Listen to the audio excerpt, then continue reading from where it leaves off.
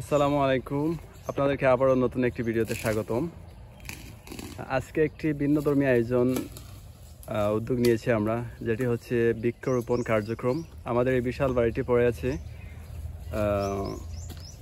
অনেকটা বৃক্ষ নিধন, যার জন্য এই উদ্যোগটা আমরা নিয়েছি। এই বৃক্ষরোপণ কর্মসূচি চলবে কয়েকদিন। তো আমাদের সাথে আছেন আমাদের ছোট ভাই তানিম আহমেদ। ওনার বৃক্ষ সম্পর্কে ওনার যথেষ্ট নলেজ আছে। তাছাড়া আমাদের সাথে আছেন হুমায়ুন আহমেদ, তাহেল আহমেদ এবং আরও দেখতে পাচ্ছি সাব্বির আহমেদ।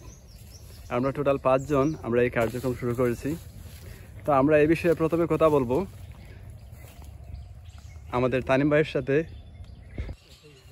তাছাড়া আমরা জানি যে প্রতি বছর আমরা অনেক গাছ কাটি, কিন্তু সেই তুলনায় আমরা বৃক্ষরোপণ খুবই কম করি, যার জন্য প্রকৃতিতে একটা বিরূপ প্রভাব পড়ে, সেটা আমরা দেখতে পাই। অসময়ে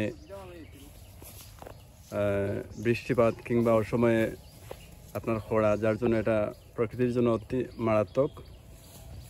তো আমরা প্রথমেই প্রশ্ন করব আমাদের তানিম ভাইকে। তানিম ভাইয়ের কাছ থেকে জানতে চাইবো যে এই যে গাছগুলো আমরা রোপণ করতেছি, এই গাছগুলোকে আমরা কিভাবে পরিচর্যা করব।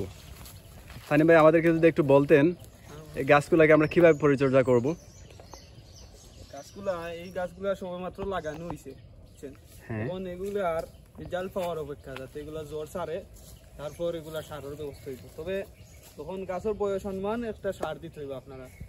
যেমন এলাকায় 2 বছরের গাছ, 2 বছরের গাছের লাগে আপনারা সার যেগুলা ব্যবহার করতে হইব, 5টা সার আছে: সাদা সার, লাল সার, টিএসপি, এবারে জিপসাম, সার। এগুলা ব্যবহার করলে ইনশাল্লাহ গাছটি ভালো ফলন থাকবে।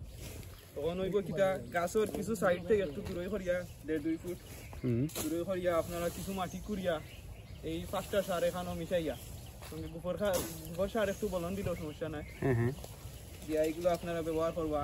আশা করি ইনশাল্লাহ ফলনের সময় ভালো একটা ফলন পাইবা। এদিকে দেখতে পাচ্ছেন আমাদের কাঁঠাল বাগান। কাঁঠালে অনেক কাঁঠালগুলো ছোট ছোট হয়, এটা আসলে কেন হয় জানি না। তো আমরা জানতে চাইবো আমাদের তানিম ভাইয়ের কাছ থেকে, এটা কারণ কি? এই ছোট হওয়ার পিছনে, এই কাঁঠালগুলো ছোট হওয়ার পিছনে কারণ কি? আপনি যদি আমাদের কাছে কিছু বলতেন। কাঁঠাল ছোট হওয়ার কারণ বলতে সবকিছুর একটা খাদ্য লাগে নিয়ম মতো। তার সময়ে যার মাটিতে যথেষ্ট খাদ্য পায় না, বিধায় তার সাইজটা পুরোই যায়। এখন আপনারা ফলনের শেষে খাদ্য দিতে হইবা, যেহেতু এই বছর আর এখন সময় নাই, কাঁঠাল আছে, এগুলা শেষ হওয়ার পরে তার যথেষ্ট খাদ্য দেওয়া লাগবে। পরিচর্যা করা না করলে কোনো জিনিস হইতো না। হ্যাঁ, অবশ্যই অবশ্যই। এগুলা সার যেগুলো আছে আপনারা বাজারে গেলে পাইবা, বা যারা এগুলা দোকান দেন তারা গেছে যাচাই করলে পাইবা। গাছের যথেষ্ট পরিচর্যা করবা। সিজনে 3 বার পরিচর্যা করতে হয় গাছের। বর্ষার শুরুতে, বর্ষার শেষে এবং ফলন দেওয়ার পরে। আচ্ছা, এগুলার পরিচর্যা আপনারা গাছের পরিচর্যা করার চেষ্টা করবা, ইনশাল্লাহ ফলন ভালো পাইবা। হ্যাঁ, এখন আমরা বাগানের মালিক হুমায়ুন সাহেবের কাছে যাব। ওনার কাছ থেকে আমরা জানতে চাইবো যে উনি যে আজকে এই কার্যক্রম শুরু করেছেন, এই বৃক্ষরোপণ কার্যক্রম কতদিন চলবে এবং ওনার বাগানে উনি কি কি গাছ আছে এই মুহূর্তে, এবং ভবিষ্যতে কোন কোন ধরনের গাছ রোপণ করবেন আমাদের কাছে যদি একটু বলতেন। আসসালামু আলাইকুম। আমাদের বাগানে সব ধরনের গাছ আছে, যেমন কাঁঠাল গাছ, আম গাছ, বুবি গাছ, সব ধরনের ফসলি জাতি গাছ আছে। আজকে আমরা তানিম সাহেব ভাইকে এনেছি আমাদের গাছ সম্পর্কে পরিচর্যা এবং বৃক্ষরোপণ সম্পর্কে পরামর্শ দেওয়ার জন্য। এসে আমাদের কিভাবে রোপণ করব, কি সার প্রয়োগ করব আমরা গাছের মধ্যে, তা ওনাকে এনেছি। আমাদের বাগানে সব ধরনের গাছ আছে এবং আমরা কন্টিনিউ সব ধরনের গাছ, ফসলাদি গাছ লাগাতে চাচ্ছি। হ্যাঁ, খুব ভালো।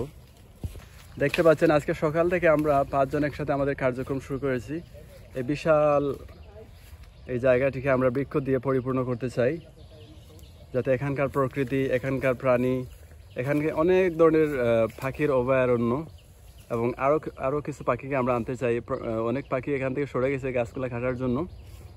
এই গাছ যদি বড় হয়, আবার আমরা আশা করছি যে আবার আগের সেই ঐতিহ্যটা ফিরে আসবে আমাদের এখানে।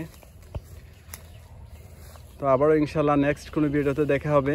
আর এ পর্যন্ত সবাই ভালো থাকেন, সুস্থ থাকেন। আসসালামু আলাইকুম।